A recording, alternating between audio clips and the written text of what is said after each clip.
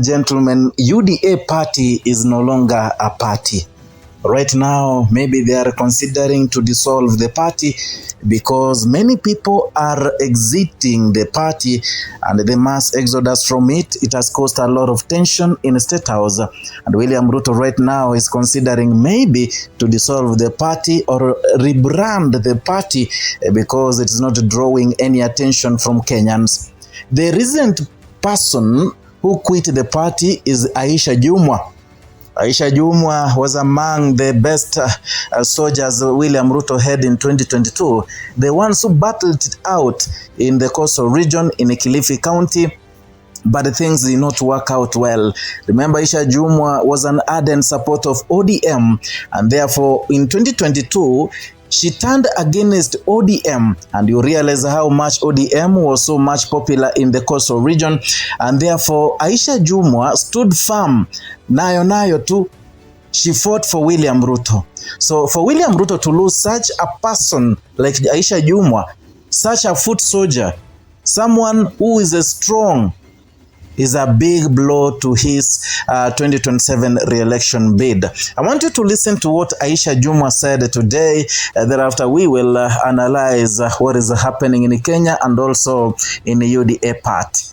After deep reflection, heartfelt prayer, and countless consultations with the people I serve, I have made one of the most difficult decisions of my political life.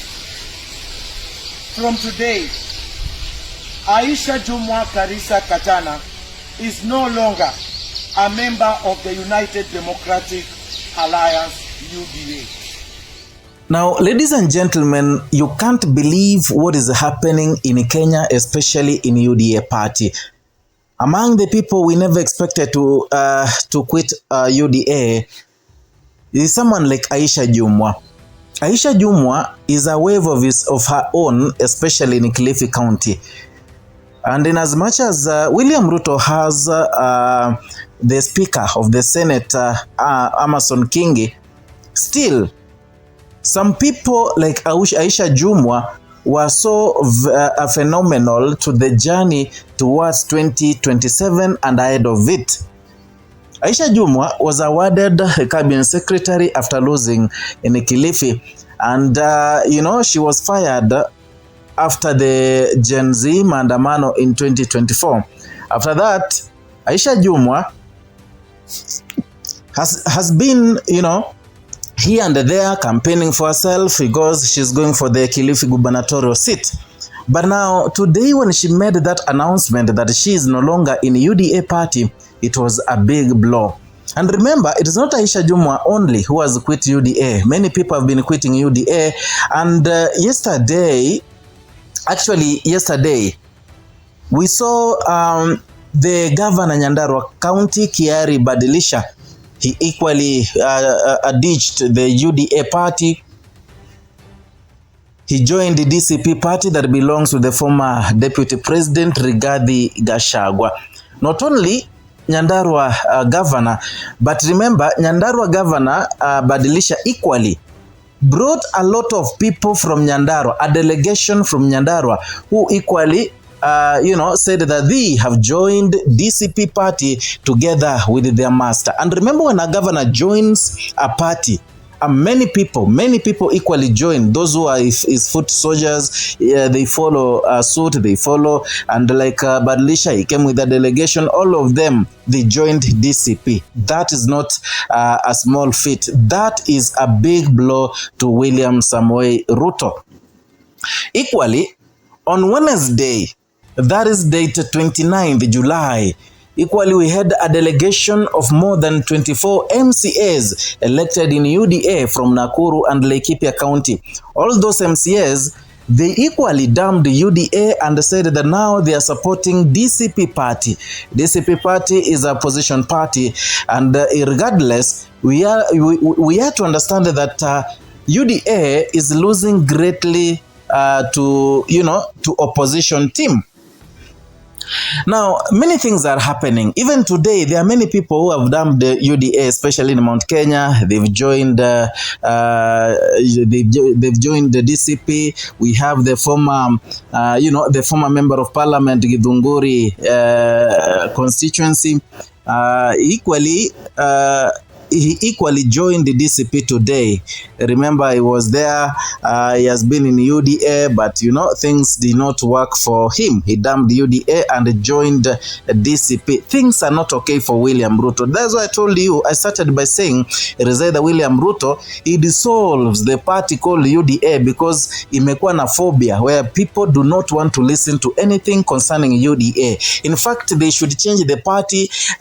They should dissolve the party, change the colors, because the yellow color at some point it makes people nauseated in different parts of the country. People don't want to listen to UDA anymore. People don't want to have any relation with the UDA party anymore. People are, people genuinely don't want, the party called UDA. So I'm really shocked because I wonder where William Ruto is gonna get votes from, because I was considering the coastal region, but I've seen the coastal region. This is where people wameanza kutoka and this is the window. There's something that Rigathi Gachagua said that many people did not take serious. There are many people who want to dump UDA and join the government. But according to Gachagua, they are telling him that it's only time they ditch UDA because there are many of the projects which were started in their constituencies, in their counties by the national government. So they don't want their such projects to remain stall or to stall. So they want to make sure the projects are done by William Ruto. Thereafter, they will dump UDA and join the government. We thought ni mchezo. Yesterday, Gachagua convened. In fact, he confessed, not even convening, he confessed that the Kiambu governor Wamatangi equally wants to join DCP. But he was threatened. William Ruto sent a very heavy threat against, against Wamatangi, telling him if he decides or if he makes a decision of quitting UDA to join that DCP party, he will be arrested. That was the threat. And through the threat, Wamatangi has been in as much as he's hitting on the government, he doesn't want to resign and he doesn't want to quit UDA because he knows maybe he will be arrested, so many things will happen, etc., etc. So you realize many people may want to join DCP, but they are waiting for the best time, the best window to quit UDA for DCP, and that window is now, because we are remaining with a few months for the next election, towards the next election.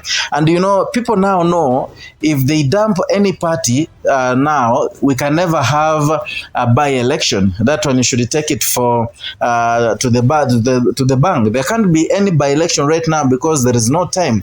You can't use funds to elect a person who will equally get out of office in some few months to come, because bunge itavunjwa pale May around 15. So it is a clear indication that things are not okay actually for William Ruto and the entire UDA battalion. Many people do not want anything to do with him. Mulima Kenya does not want anything to do with him. Western region.